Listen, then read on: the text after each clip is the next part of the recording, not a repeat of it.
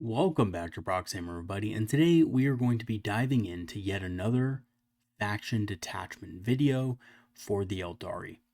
And today we're going to be covering Guardian Battlehost, a little known detachment that a lot of people just haven't quite given a good chance yet, but is actually, in my honest opinion, one of the strongest detachments after the latest rounds of Aeldari nerfs.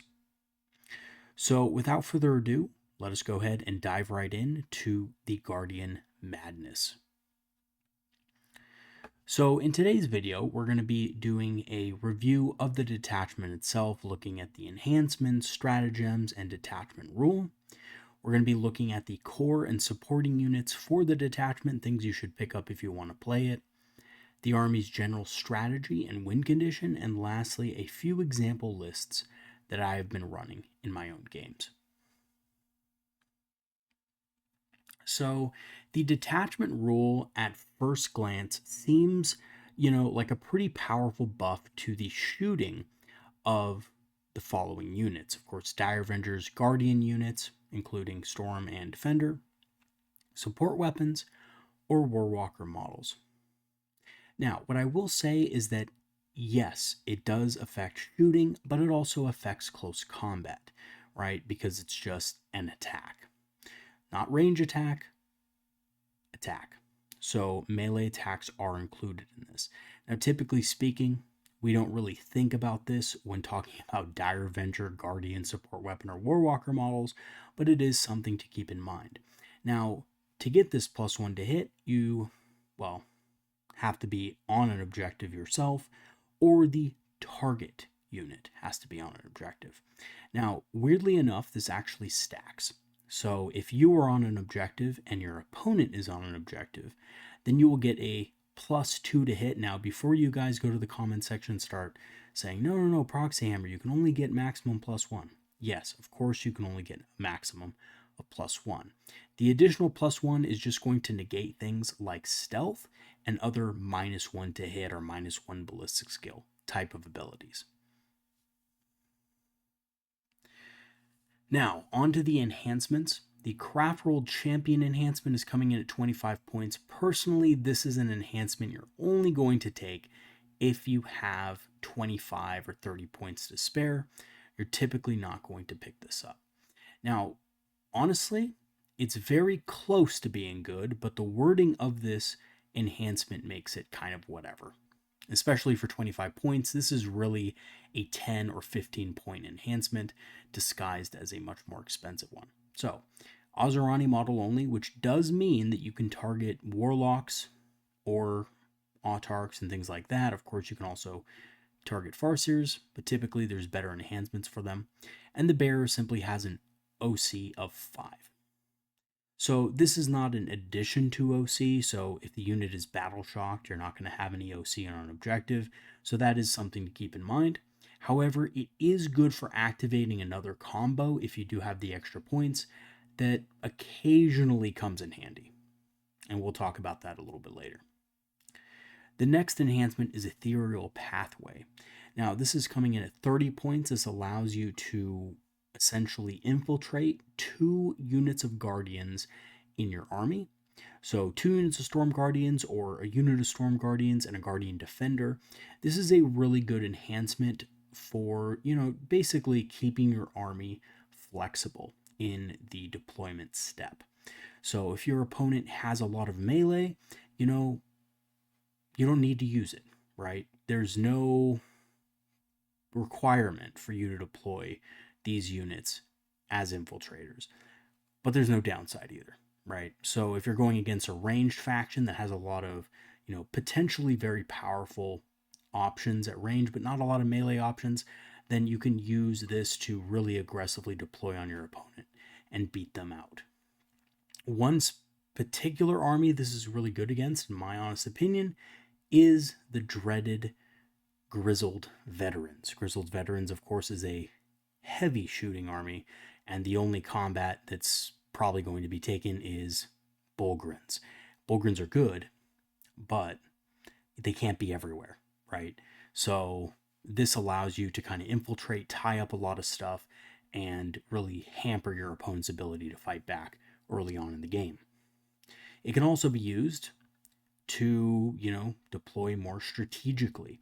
So if you're going, corners deployment, for example, this can allow you to take a portion of the battlefield early that you wouldn't have normally been able to do. So very good enhancement, and I recommend that you take it each and every time. It is, in my opinion, the only auto-include enhancement in the detachment. Having said that, Protector of the Paths is also very good, but depending on how you run your army, you might not want to always take it, but I feel like it's close to an auto-include. Now, this is going to be for a unit that's being led by typically a Farseer or Autarch. You can, of course, still have it on a Warlock if you want. Basically, what this does is it reduces, once per battle round, the CP cost of the Fire Overwatch stratagem. So just reduces it by 1. It says 0 CP here, but it's actually because of the FAQ and errata that we've had a few patches ago. This is just simply a -1 CP thing, right? And when you're resolving it, you are going to score hits on 5+ instead of the normal 6+, or 4+ if you're within range of an objective marker you control. So this is the key here. You have to control the objective. So if you are battle shocked for any reason, your opponent is a Nid player who does Shadows in the Warp and you get battle shocked, right? That's going to suck. That means you're going to lose control of the objective. If your opponent has a unit that has a ton of OC on an objective and they've stolen it from you in their movement phase, and you don't have line of sight to overwatch them to kill enough models, then you're not going to be able to use this. So do keep in mind that to get that 4+, you do need to be in control of the objective. Other than that, it's a pretty powerful stratagem. I think just the fact that it's 0 CP, or, -1 CP, essentially 0 unless somebody has a Vector in the area, is a pretty good buy for 20 points. Especially when you include things like Warlock Conclaves and the Farseer that's going to be overwatching on 4s, it can get quite nasty very quickly. Lastly, we have a bit of a weird one, and this is for our Storm Guardians. This allows our Storm Guardians to essentially re-roll the flamer attacks or the damage rolls for their fusion guns. Now, this is actually, I believe, both, right? So you're going to put 2 flamers in the squad. You're going to put 2 fusion guns in the squad, and this allows you to reroll the attacks and damage rolls for those particular models. Pretty good. It is cheap. So if you're running an Autarch with Storm Guardians, which is a very good combo, by the way, then this is a no-brainer for 10 points. And we'll go into the strategy behind that a little later. I personally haven't run it a whole lot just because of the fact that while it is good, I don't like the idea of throwing a 200-point unit into my opponent's army. But that's just me, right? I mean, a lot of players can play it very well and can actually get it, but, I face a lot of opponents with, a lot of fights first, heroic intervention kind of stuff that can easily wipe a Storm Guardian unit. So I'm a little bit more careful with the placement of my characters in Storm Guardian units. Obviously, having said that, this is a good detachment or enhancement, and if you're going to use an Autarch with Storm Guardians, this is a good purchase. Okay, let's go ahead and move on to the stratagems. So the stratagems are actually some of the best in the entire codex because of one particular reason. All of them are useful, and all of them play into the main strategy of this detachment. So warding salvos is the first one. This allows you in the shooting phase or fight phase. Keep in mind, it's both. So this includes your Warlock, Enclave and stuff like that. If they get mixed up into combat, you can indeed reroll your wound rolls if your opponent is on an objective. So the key here is your opponent has to be on an objective. This detachment is based around objective play. Now, normally this isn't a big deal because that is the mission, right? If your opponent's on objectives, then obviously you're going to get a bonus effect throughout the whole army. So the goal of this detachment is going to be to basically lure your opponents into those positions. Now, Obviously, for the most part, you're going to be using this in the shooting phase, and it's primarily going to be affecting Guardians. Although you could use it on a big Dire Avenger unit with Zerman, that is also a decent choice. And rerolling wound rolls with Guardians that have a support weapon or, that have a bunch of Warlock conclaves in there is very powerful for 1 CP. The next one is Shield Nodes. This is, again, Dire Avengers or Guardians, shooting or fight phase. If you are in range of one or more objective markers, then you get -1 to wound. This is okay sometimes. It's really good when your opponent has +1 to wound effects that you can essentially negate with the help of a Warlock Conclave. Remember, your Warlock Conclave is going to be giving you -1 to wound for the unit, while a Farseer or Eldrad is attached to it. So being able to, get -2 essentially to wound against things that are +1 to wound still ensures that your squad is going to be taking at the least amount of damage as possible, which is helpful for another stratagem we're going to talk about last. The next one is called Time to Strike. Now, at first, this one seems kind of lackluster. It's Storm Guardians only. It is in your movement phase, but when you advance, you automatically make a 6-inch advance. So it makes you advance auto 6, and then until the end of the turn, your unit is eligible to shoot and declare a charge in a turn in which it advanced, which is really good. So essentially what this means is that if your opponent doesn't have really strong overwatch against this unit, it can essentially move 13 up to 15 inches with the battle focus token and then charge something, which is really good. This makes this unit incredibly fast, basically almost as fast as Howling Banshees with Jane Czar, and all of us know how fast that unit is, right? Now, this is not a unit that is super good in combat, but this can give you angles on stuff, a couple of fusion guns to the face of something that, the rest of your army is shooting at. Maybe you have some D cannons that also want to be thrown in there. And essentially what you can do with this is you can create a gap in your opponent's army. You can exploit that gap with the help of those fusion guns. And again, with that Autarch, it's going to be free, right? You're going to be able to go in there, re-roll your damage rolls, re-roll your flamer attacks, charge in. The Autarch has some pretty decent combat himself, and you can definitely kill something and tie a bunch of stuff up.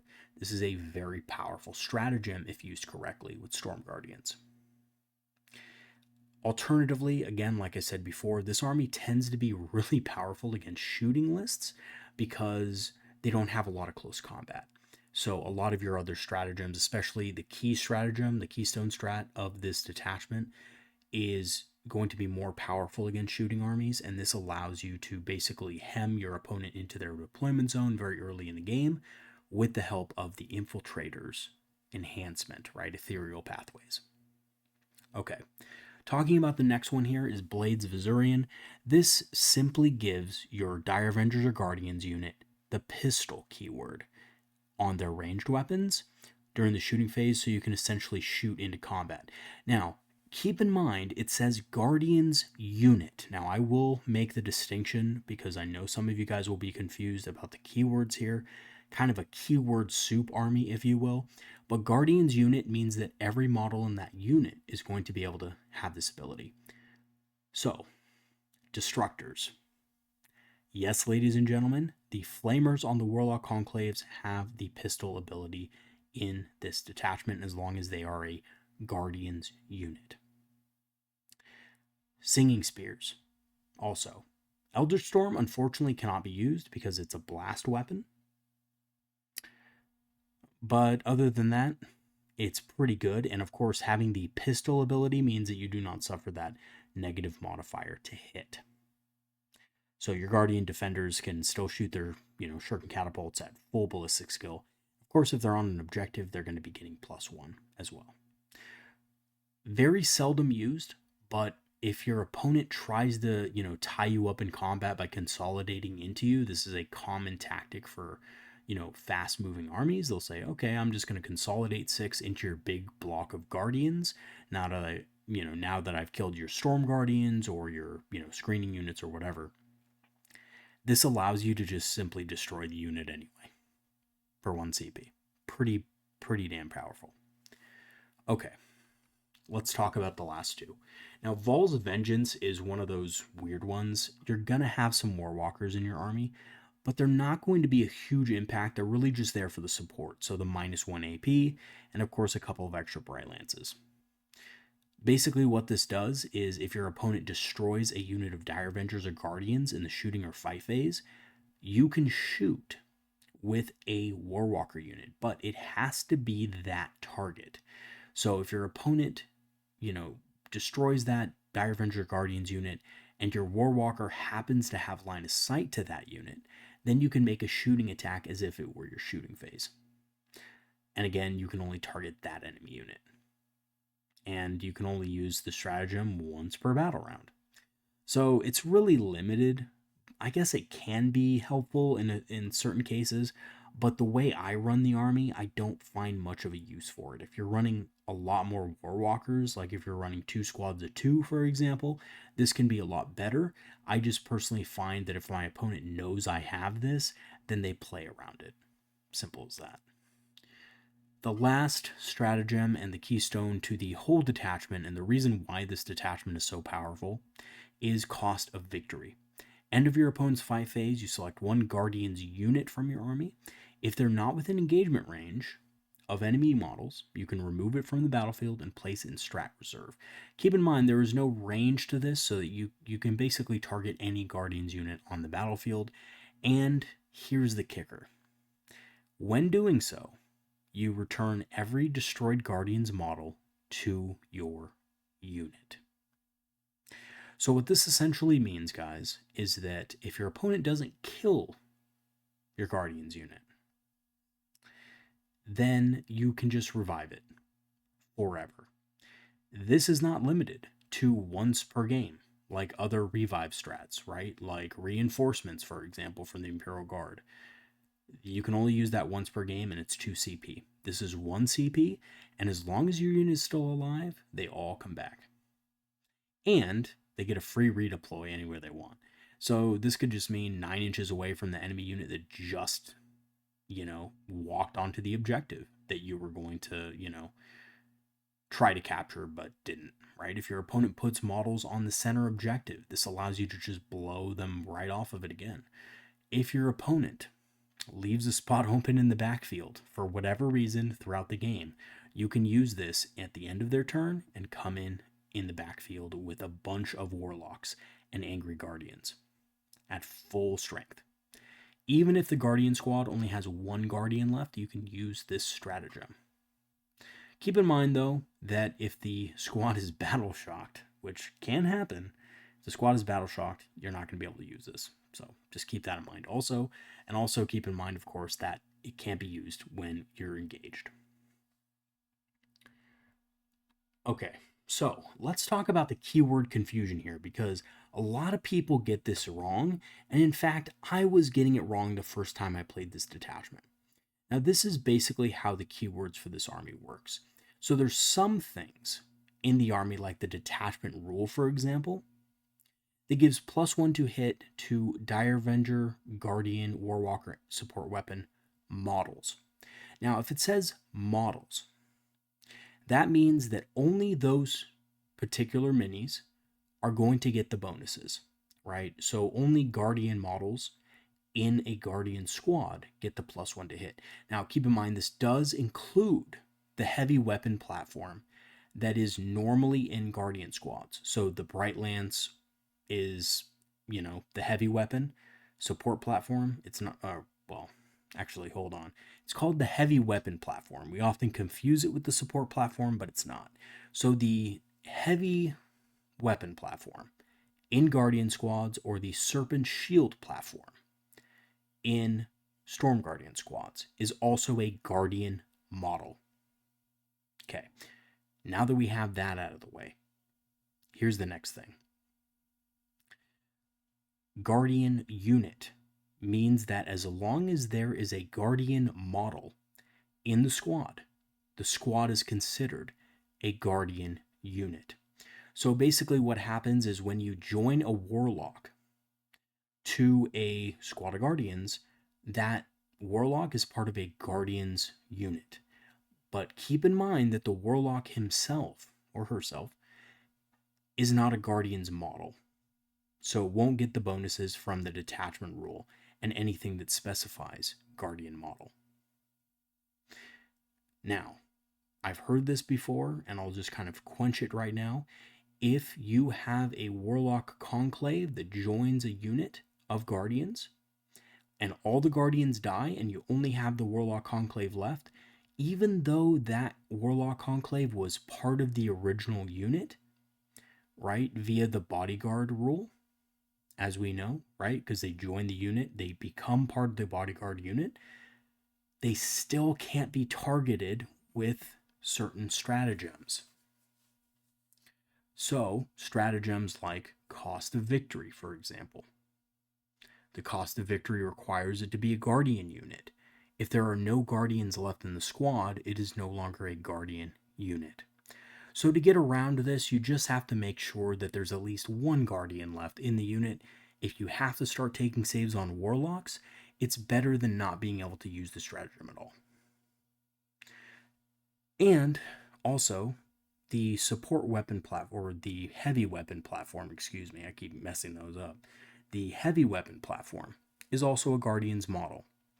So you can take this out before you take out the last Guardian, and you can still revive it. So the heavy weapon platform in the unit is still a Guardian's model, so it does get revived when you use cost of victory.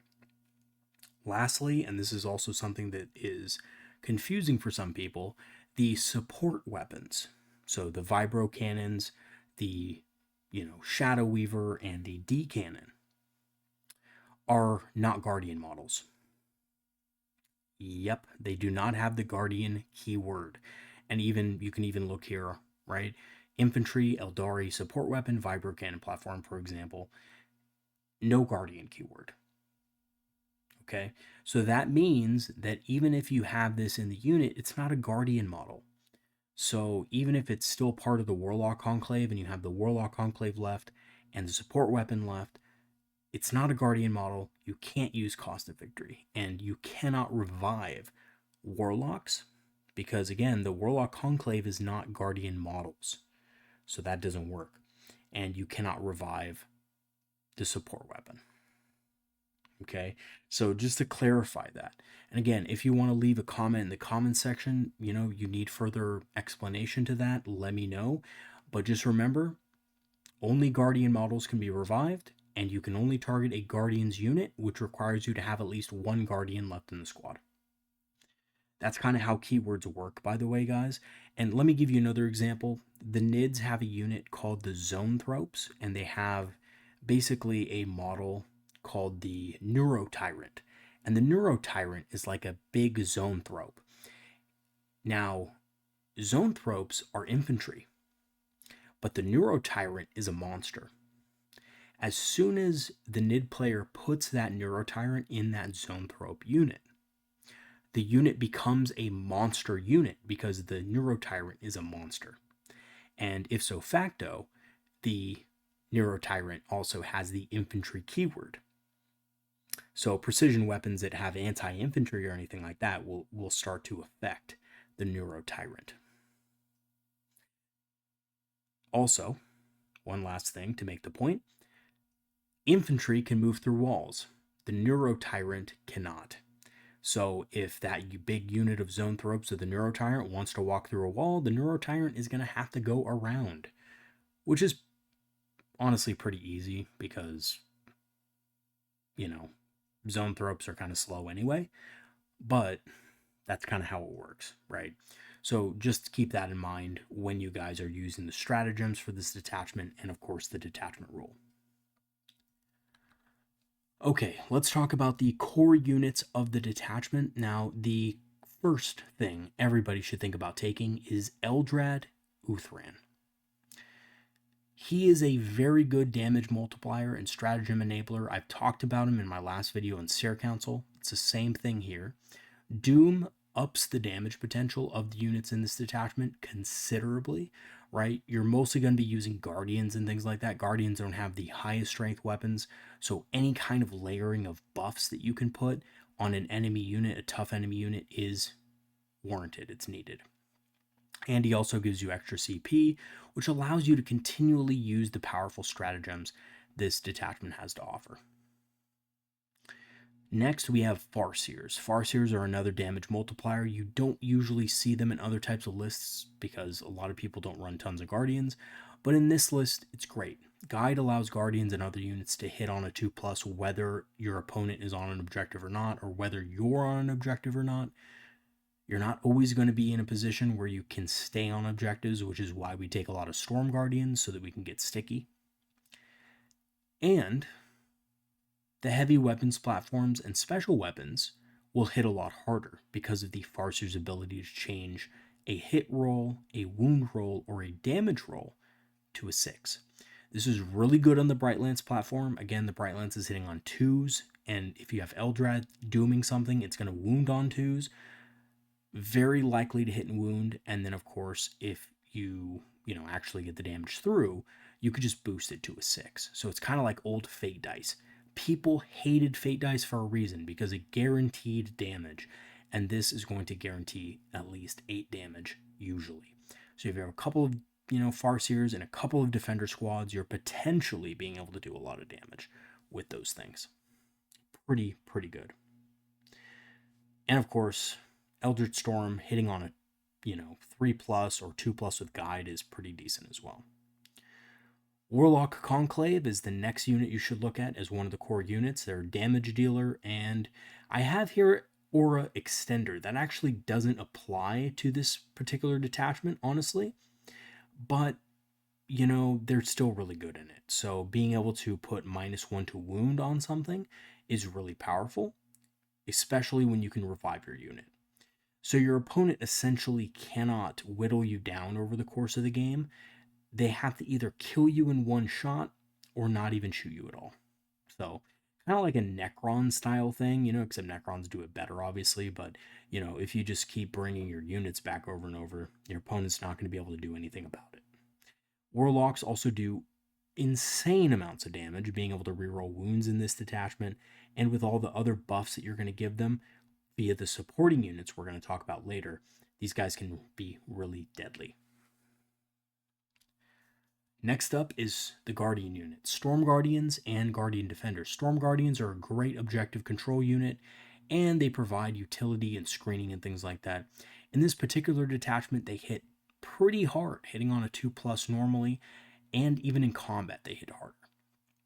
Guardian Defenders, on the other hand, are going to be a parent unit for your damage dealers. They're going to soak up damage for support weapons and Warlock Conclaves for extended use throughout the battle. So unless your opponent can successfully deal 12 wounds against your unit, which is going to be benefiting from -1 to wound, possibly even -2 if you pop the strat. So even if your opponent has like a +1 to wound effect or something like that, your opponent's going to have to do a lot of damage into these guys.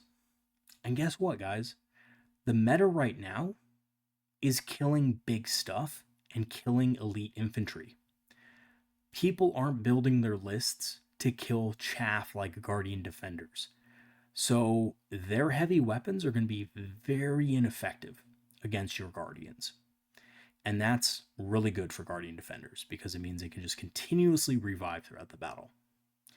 And again, like I said, this allows you to just extend the use of your units throughout the game. Fire Dragons and support weapons are the next unit that are going to be in the core selection. Now, Fire Dragons are a little bit kind of on the edge of being in core, but I decided to put them in there because they're just really good, and they're like one of those units you just basically include in almost every detachment because they don't need support, really. Obviously, though, support weapons are very good here as well. Now, there's 2 in particular that I love, which are Vibro Cannons and D Cannons. These are your damage dealers. They crack open large targets at range. Vibro Cannons you need to take in 3s, but it's only 180 points for all 3 of them. And when they shoot at something, they do extreme amounts of damage when you consider Guide, Doom, Warwalkers, and Shroud Runners. They really do a lot of damage to something. So if your opponent has like a big knight or a big tank that you need to eliminate, even the Rogel Dorn, by the way, is vulnerable to vibro cannons if you are able to get the right stuff on it. So, the Ignorous cover is really important for getting rid of that, pesky smoke. And the -1 AP is really effective at negating their little armor buff that they get now with Grizzled Veterans. I think it's called Additional Armor, which is really uninspired, but that's what they have now. So, really powerful at kind of dealing with those kind of effects. And Rogel Dorns, unless they're running a commander, the regular Rogel Dorns are getting essentially the ability to blank a damage. Not really as effective against vibro cannons as it is against bright lances and stuff like that. So your vibro cannons can be very effective against those models. Fire dragons, obviously, needless to say, very good as well. D cannons are also good. Now I will say this about D cannons. They do buy into a more defensive kind of playstyle. So if you're playing a more aggressive Guardian Battlehost list, D cannons are kind of worthless in that kind of list. But if you're playing a more defensive, kind of board control style list, D cannons are still very good. I prefer to, run 2 or 3 of them even. I think 2 is the sweet spot because over the course of the game, they'll pump out an average of 20 shots. And again, these guys should be surviving most of the game. The units that should be dying are more of the support units, the screening units, move blockers, and stuff like that. And also Storm Guardians probably are going to die. Lastly, we have Dire Avengers and Azurman. So I've chosen to include these, even though I don't personally like them all that much nowadays because of the nerfs, the excessive nerfs to Azurman, or as I like to call him, Ass Man. For those of you who don't like me calling him Ass Man, I'll call him again, Ass Man. Just kidding. Honestly, it's just something I like to call him because I think it's funny. But anyway, Azurman and Dire Avengers. Why don't I like them that much? Well, they kind of fulfill the same role that Guardian Defenders and Storm Guardians do and stuff like that. They do more damage than Guardian Defenders, but not when you include, the Warlock Conclaves and all that.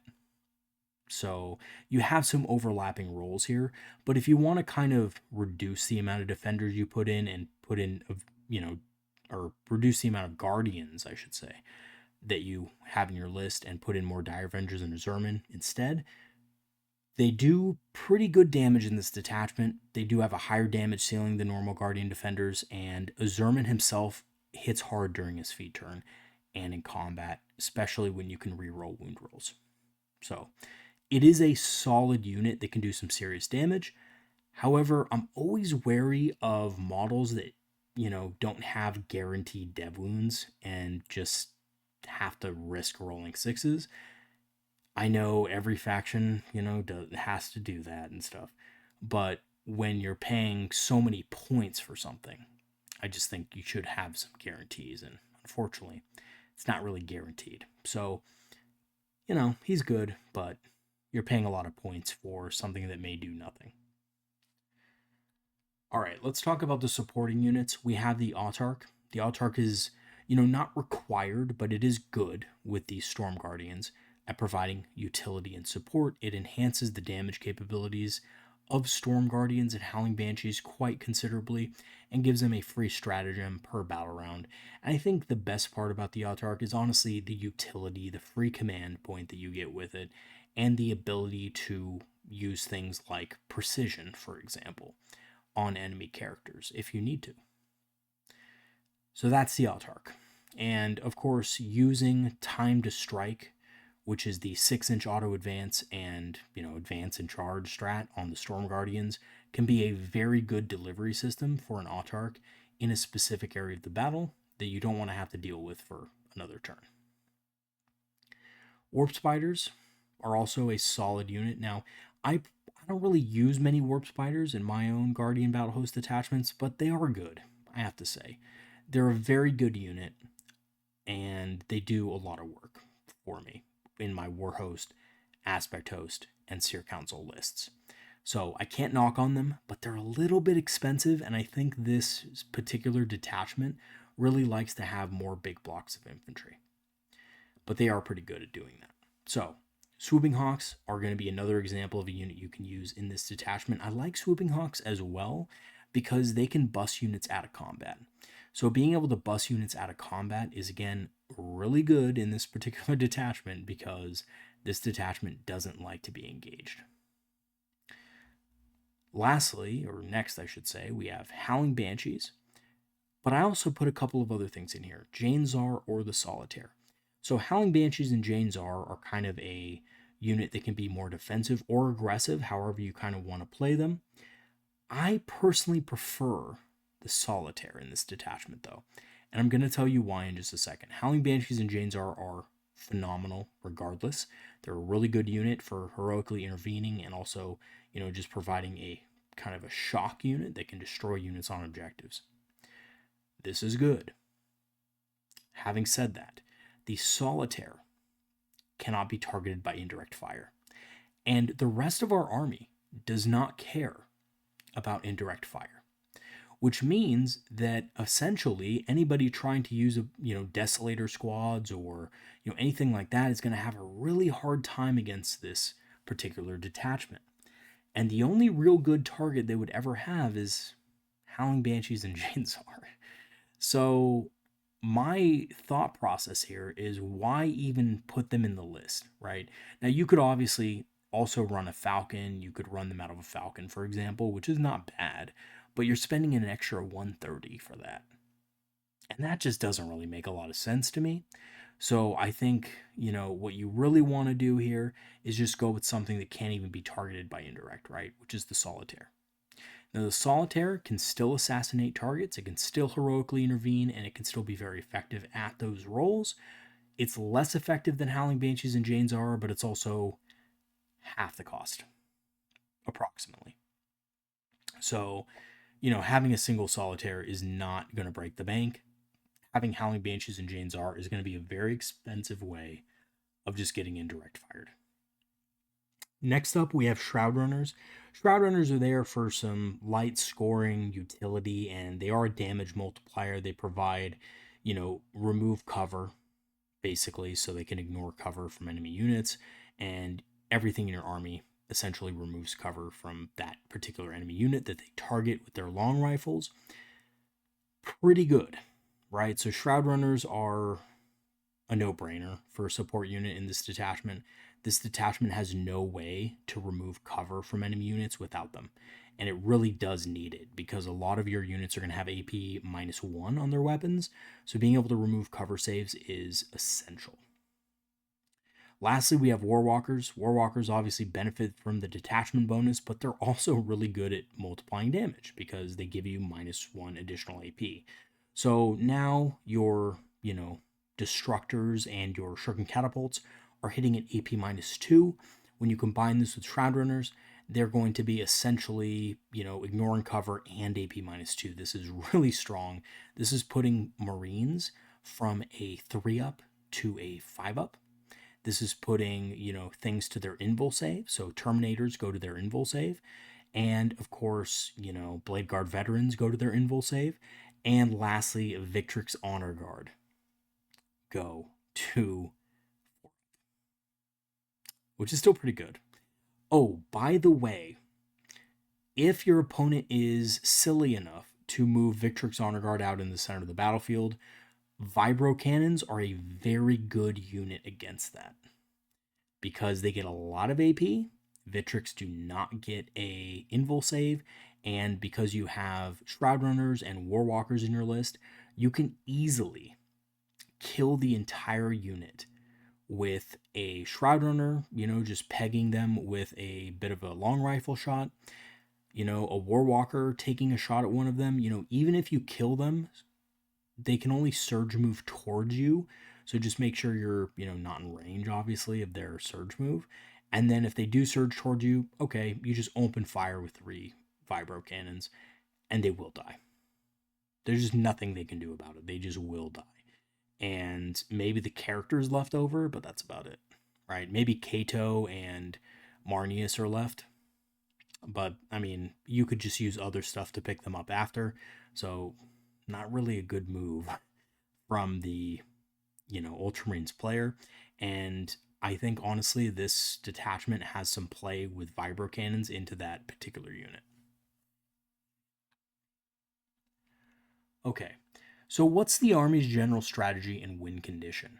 So there's two general strategies that you can use. I prefer this one, and that is that Guardian Battlehost is a defensive army designed around denial, attrition, board control. You can play them very aggressively with Storm Guardians and, kind of more of like charge denial stuff. So, I talked with a really, really good player about God, how long ago was Warhammer Worlds? I think it was in November. Yeah, it was in November. And his army, and you'll have to check it out, it's on my channel, Warhammer Worlds interview with Hayden Jones. He ran a very aggressive Guardian Battlehost list with a lot of Storm Guardians, no Guardian Defenders, a Night Spinner, no support weapons, and a couple Warwalkers, and he had some other things here and there like Shroud Runners and stuff. And he was using his list very aggressively, and he actually won quite a few games at Worlds with Guardian Battlehost. He was the only Guardians Battlehost player there. So, he did pretty well. And honestly, the nerfs really didn't touch this detachment too much. So that's a real big plus. So you can run it very aggressively. I'm more of a defensive player when I think about Guardians, so I really like to lean into that. The win condition for the defensive strategy is that you slowly open up holes in your opponent's army and use your greater resources in the late game to press the advantage for primary control.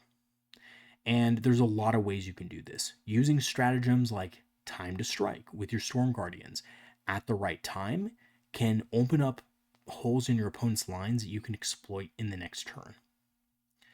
Tying up enemy movement is also really important here. You can do it with Storm Guardians. You can obviously also do it with things like Warp Spiders or Swooping Hawks if you're more comfortable with those type of units.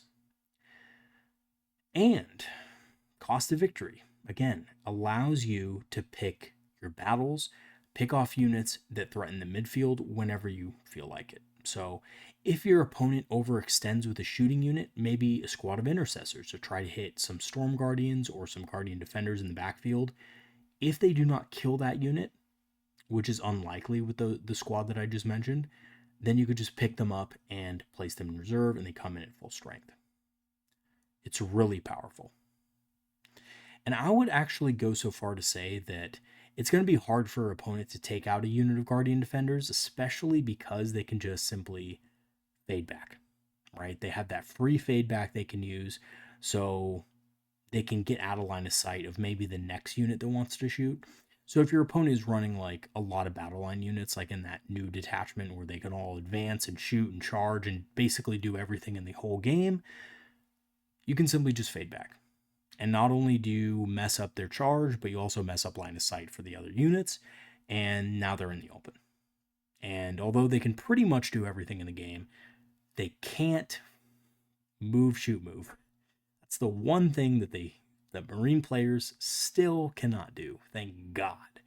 But we're going to see that next, don't worry, guys. In a couple weeks, a new Space Marine thing's going to come out, and it's going to be able to move, shoot, move, and then Space Marines will have everything.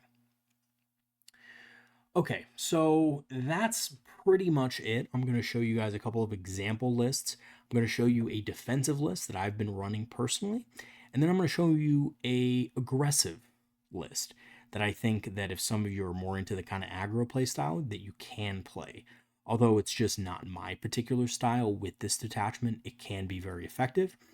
And then what I'm also going to do is, if you are interested in listening to the interview that I had with Hayden about Warhammer Worlds, you can, kind of look through it on my channel. It's just, you could easily just type in Warhammer World Championships and it'll come up with Hayden Jones. So I'll be back in just a second with the lists. Alrighty, guys, so this is the first Guardian Battlehost list, which is the more defensive build, but it does have a lot of offensive power when you use the stratagems correctly. So, starting off the list, we do have Eldrad for our first epic hero, of course, for the reasons I stated earlier in the video, and the Solitaire.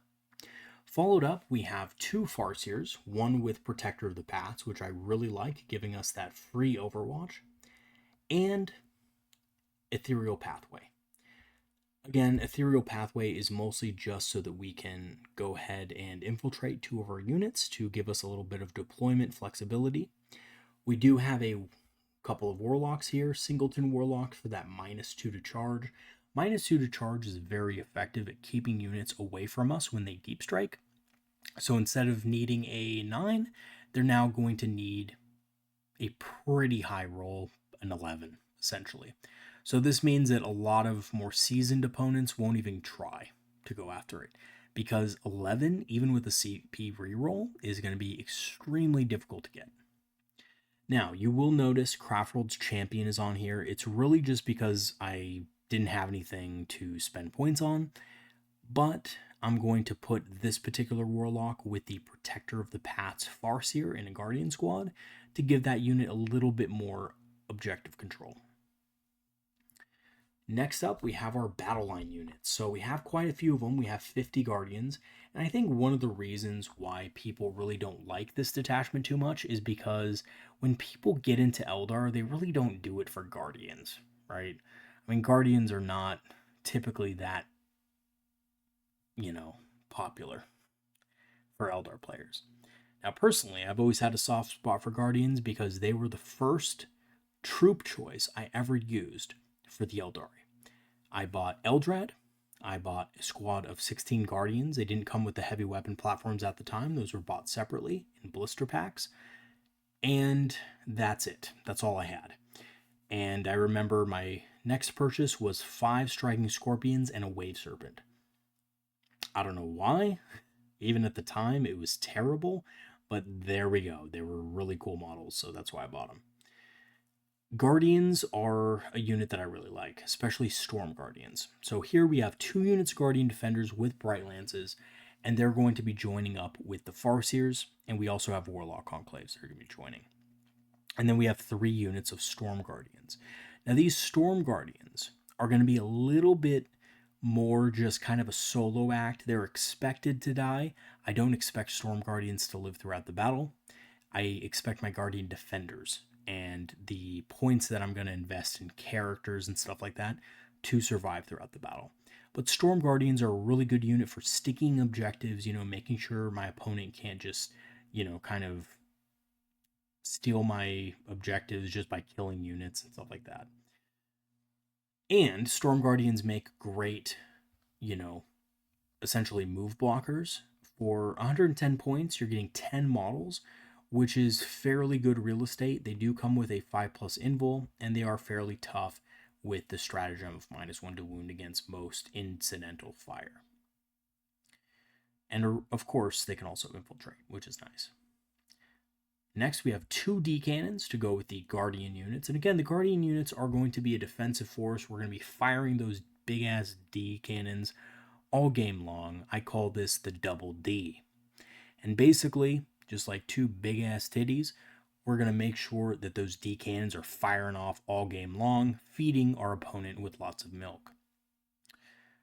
Next up, we have 3 Vibro Cannons. Now, this seems a little bit weird because there's no Guardian squads to put them in.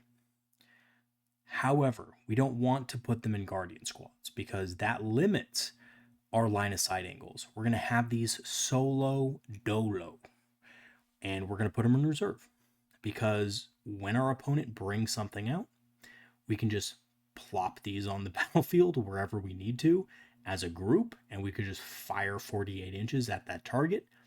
Unless our opponent is running some really long-ranged firepower, they should be fairly safe. And the other great thing is they're not a single unit. So your opponent will have to and basically be forced to fire at them separately. And their defensive stats aren't terrible. So long range anti-infantry shots like mortars or other indirect fire won't really be able to hurt them too much. Next up, we have our 3 Warlock Conclaves. So 2 of them are going to be with the Guardian Defender units, and one of them is going to be with Eldrad's unit of Storm Guardians, which is usually going to be on the backfield, essentially. I do this often because I need a unit that can screen the backfield, but it also makes my home objective sticky. So it means that my opponent can't just steal it from me whenever they want to by shelling my Storm Guardians. Alternatively, if our opponent is more, let's say our opponent is Tau, for example, right? We can put one of these Warlock Conclaves with one of these Storm Guardian units, and we can actually use that conclave to mess up our opponent's plans, right? We can use time to strike, the thing I talked to you guys about earlier. We can use time to strike, and we can simply throw that unit across the battlefield after an infiltration, and we can tie up a lot of our opponent's army. So that can be very difficult for our opponent to deal with if we choose to. So we don't always have to put it with Eldrad's unit. If our opponent's really combat oriented, you want to put this with Eldrad's unit so they don't just get charged out of Deep Strike. Like, if your opponent's running, I don't know, let's say Blood Angels, right? You don't typically want that to happen to you. So, having that -2 to charge is pretty good. And of course, we can always mess around with the Warlocks for that -2 to charge, right? These guys are giving you -1 to wound, not -2 to charge, sorry. Next up, we have the Shroud Runners. The Shroud Runners are really good just because they're simply effective at making sure your opponent doesn't have a cover save against anything, right? They don't get the benefit of cover. And also they allow you to kind of move up the battlefield, score secondary objectives and things like that in the early game fairly easily. Lastly, bringing up the end of our list is 2 single Warwalkers. Again, some people use these and rely on these more for anti-tank in this detachment. I'm not so convinced. Honestly, Bright Lances have always been kind of whatever to me. So I'm using these simply as a way to boost AP. And you hit on 2s in this detachment with Warwalkers because they're going to get that +1 to hit. So I'm not really worried about having to go, Bright Lance missile launcher on these guys. Although if you want to keep your Warwalkers a bit safer and feel a bit safer with the missile launchers, you can definitely also have a single missile launcher on them as well. It's not a big deal if you do. Okay, that is the list. Now, I've run this several times. It's actually really good, especially these freaking vibro cannons. And I never thought I would say it. When the codex dropped, I was like, oh god, vibro cannons are terrible. When I was reading through the rules for the first time, I was like, god, they still made them awful, even though they're cheap. And now I'm an avid supporter of the vibro cannon in both potentially Seer Council in certain lists, but really in Guardian Battlehost, because man, these things slap. I mean, they're just really effective at just wrecking big stuff, and they do a lot of damage. And if you don't believe me, just do the math. Just add up what the damage would be if you're ignoring cover via the Shroud Runners, getting -1 additional AP, getting Guide or Doom. I would say Doom is more prevalent here than Guide, but they just absolutely wreck anything. So if your opponent moves something to an objective or to the midfield, it's gone. Right? I mean, even things like Vitrix Honor Guard are just smoked. Like, they just don't have a chance. Even with that -1 to wound that they have, because we're basically wounding on 2s normally with these guys, and we're going to be wounding on 2s still because we have Eldrad for +1 to wound. So, sorry Vitrix, but you're dead. And yeah, that is the list. I think it's pretty strong. I've had some, what can I say? I haven't run this in a tournament or anything, but I will say this, it's done very well against the opponents I normally go against. And my normal opponents are pretty good players. So, if the list spanks them hard enough, I can tell it's probably going to be pretty effective against even better opponents. Okay, next up we have our aggressive style Guardian Battlehost list.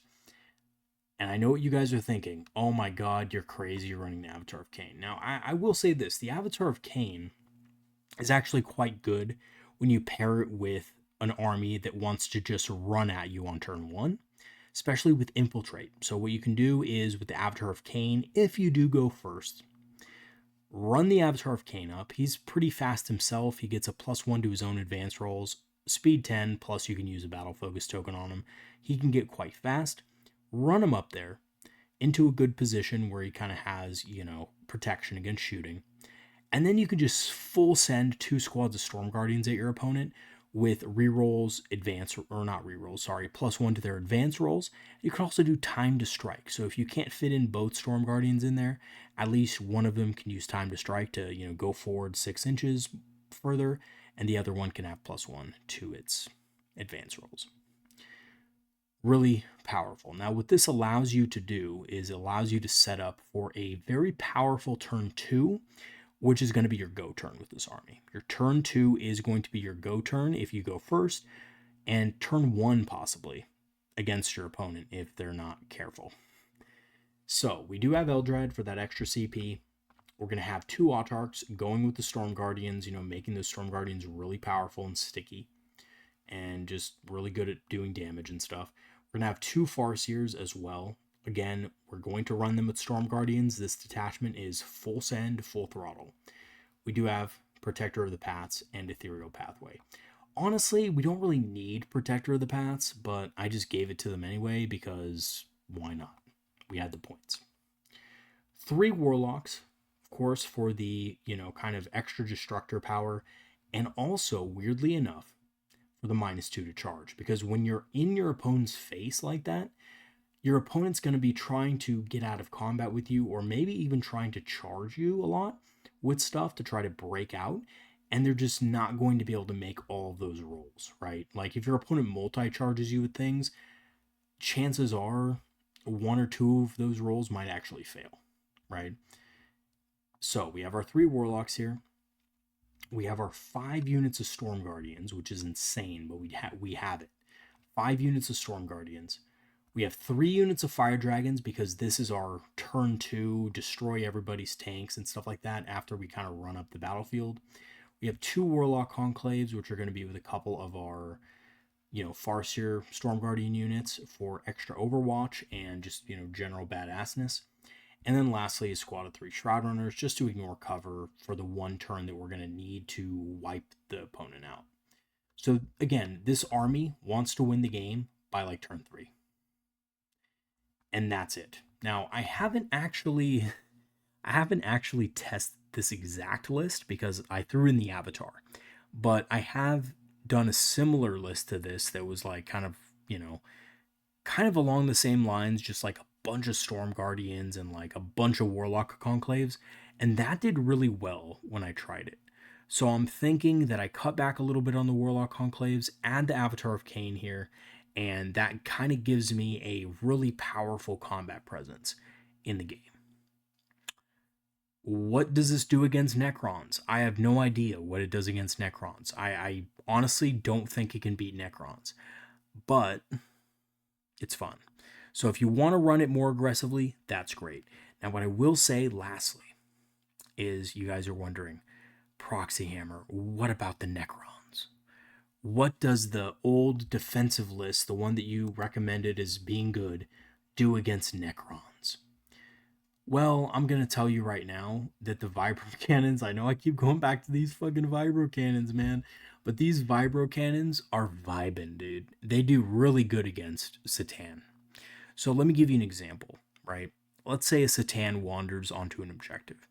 Now, if the Satan is sitting in the backfield, who cares about it, right? Who cares? Let it be there.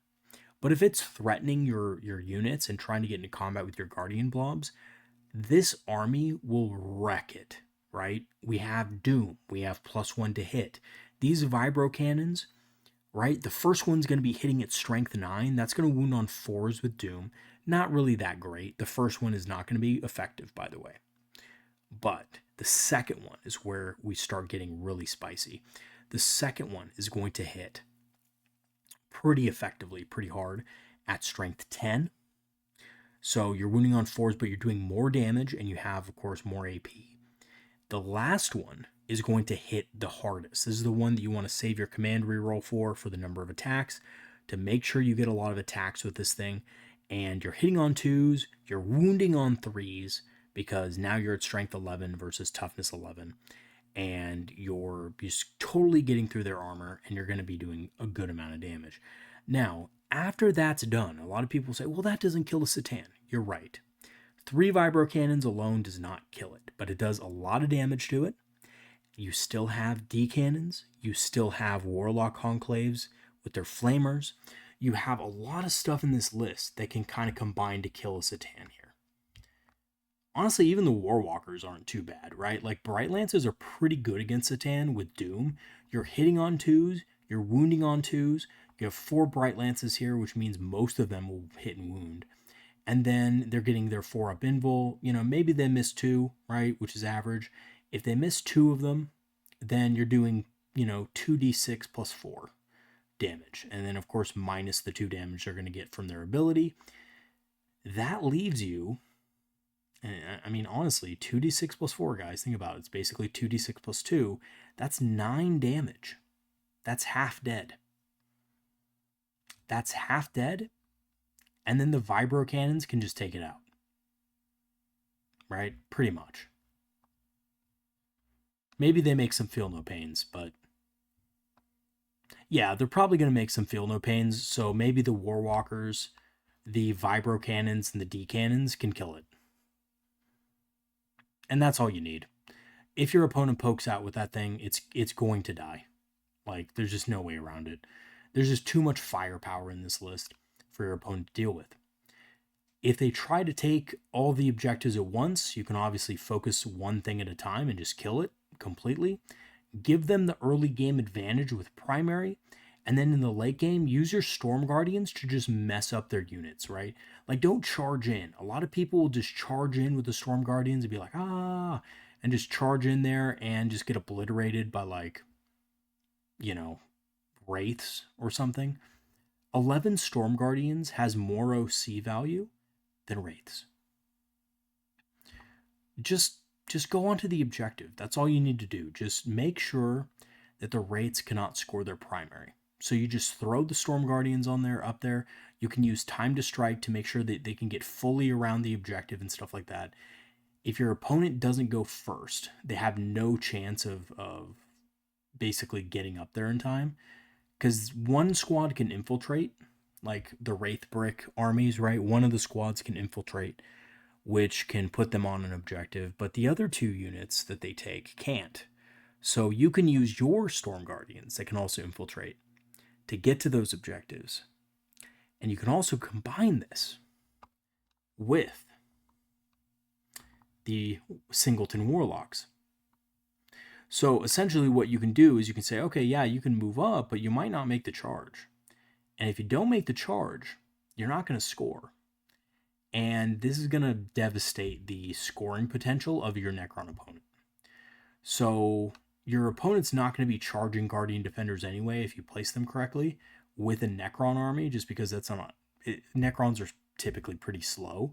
So your Guardian Defenders can be kind of safe as long as you screen correctly, and as long as you make sure that they're an inch 0.1 off of walls and stuff like that, so they can't, have Satans charging through walls at you. And then once that happens, that's it. Your Storm Guardians, your 3 squads of Storms can do most of the work for you, So, I mean, shoot, you could even... I would stay away from putting the Conclaves in there, but one Conclave can easily go into a Storm Guardian unit, and that Storm Guardian unit can do some pretty good, surviving on the objective as well. So, well, let me put it this way. They can survive for, like, 1 round of combat. That's about it. But, if that's the case, you're still taking away points from them, and you're still, making it not a guarantee that they even get on the objective in the first place. And like I said, we have a lot of heavy firepower that can deal with them as well. So anyway, guys, that is going to be it for today's video. Again, I haven't played against Necrons because we don't have any Necron players in our area that are actually good. The last Necron player that was really good left the scene in 10th edition when the 10th edition got released. I pretty much stopped at that point playing against Necrons a lot because our only Necron player was like, he basically left town. Essentially, he moved. So that was it. And I think his interest in 10th edition wasn't that strong anyway, from what I heard a couple years ago. So it is what it is. The Necron player that exists in our shop now is a very inexperienced Necron player, and I would rather not have a game that's going to affect my view of Necrons if it's against someone very, very green to the game. And yeah, we'll just leave it at that. So, I will say this though, I do want practice against Necrons. If there's anybody out there listening to the video who, can share some Necron insight into kind of the new stuff that's been coming out and how powerful Necrons are, I have heard that they're quite powerful. And they're already taking the tournament scene by storm. So let me know.